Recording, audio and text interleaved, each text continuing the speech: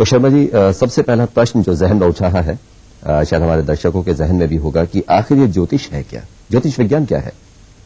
ज्योतिष विज्ञान क्या है, ये सवाल नहीं है। ज्योतिष एक विज्ञान है, ये सवाल है।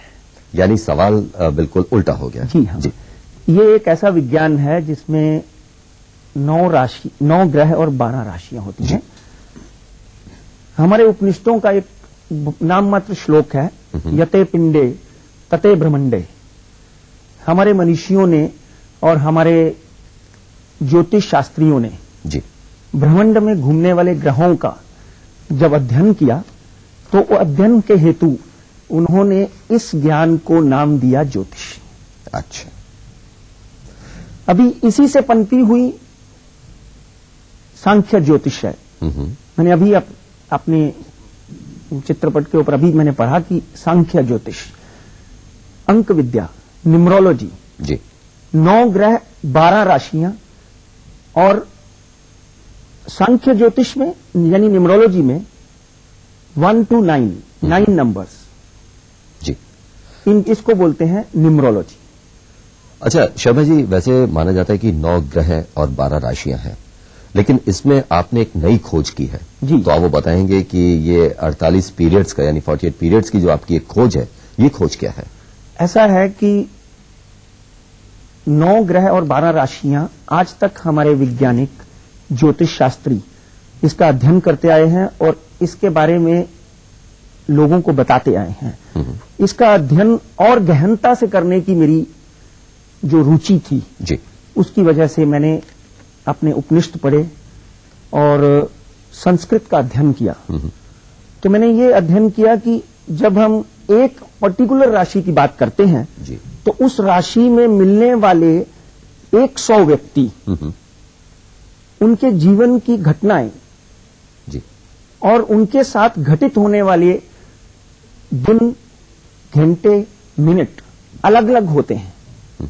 तो मैंने इस चीज को ध्यान में रखकर एक नई चीज इजाद की, नई चीज का खोज किया, वो है 48 पीरियड्स। उससे आगे भी मैं जाऊंगा, हो सकता है 480 पीरियड बनाऊं इसको, मगर लोगों को समझने के लिए मैंने हर राशि को एक सप्ताह के अंदर बांट दिया। तो पंडित जी, आप एक चीज और बताइए कि रत्न जो है ये क्या है और इनका असर कितना होता है, क्योंकि ये भी हमने आपसे जानकारी अभी जानना चाहिए है और बहुत से हमारे दर्शक ऐसे हैं जो शायद जानना चाहेंगे कि रत्न वो क्या होते हैं।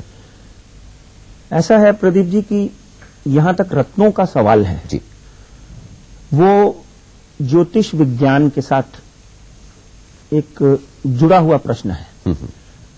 आप ये कह लीजिए कि ग्रहों की दशाओं को जी, सही करने के लिए जितना सहयोग रत्नों का हो सकता है जी, उतना ही सहयोग मंत्रों का भी हो सकता है। दोनों का एक साथ असर हो सकता है। दोनों का एक साथ असर हो सकता है। आपने आजकल पढ़ा होगा मंत्रा हीलिंग्स, तंत्रा हीलिंग्स, जेमोलॉजिस्ट, जी, जेम यहां तक रतन विज्ञान है। ये हमारे मनीषियों ने इसका अध्ययन करके इसको राशि के हिसाब से बनाया और मगर इसको जो बहुत ज्यादा जो प्रसिद्धि मिली रत्नों के ज्ञान को, वो यूनानियों की कृपा से मिली। अच्छा, क्योंकि यूनानी जो हैं वो रत्नों की भस्म बना के आपके लिए दवाइयां भी तैयार करते हैं। रत्न सिर्फ ज्योतिष के ही काम नहीं आते हैं, रत्न दवाइयों के काम भी आते हैं, यानी इलाज के काम आते हैं। हमारे उपनिषदों में सबसे पहले जो हम उपनिषद पढ़ते हैं तो कठोपनिषद में रत्नों का जो विज्ञान बताया गया है वो दवाइयों के लिए बताया गया है।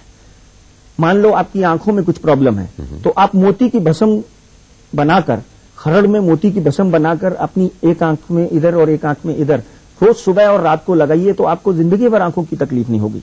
इसी तरह ज्योतिष विज्ञान में भी रत्नों का वही स्थान है। ज्योतिष विज्ञान में और जैसे आपकी सूर्य की राशि है जी, आपके लगन में सूर्य बैठा हुआ है, सूर्य के साथ में राहु है, तो आपने अपनी जिंदगी में बहुत ज्यादा स्ट्रगल की होगी। बचपन में हो सकता है कि आपके घर में बहुत प्यारा व्यक्ति भी आपसे कोई छूट गया हो, यानी स्वर्गवास हो गया हो। जिसके लगन में सूर्य है उसको रूबी पहनना चाहिए। रूबी इंग्लिश में बोलते हैं, हिंदी में माणिक बोलते हैं जी। तो ये मैंने भी पहना हुआ, देखिए। मैं इसीलिए आपको एक एग्जाम्पल देने के लिए अपनी एग्जाम्पल दी। तो आपने देखिए 3-4 स्टोन पहने हुए हैं। आपने पुखराज पहना हुआ है, जिसको 9 ग्रह और 12 राशियों का गुरु माना जाता है।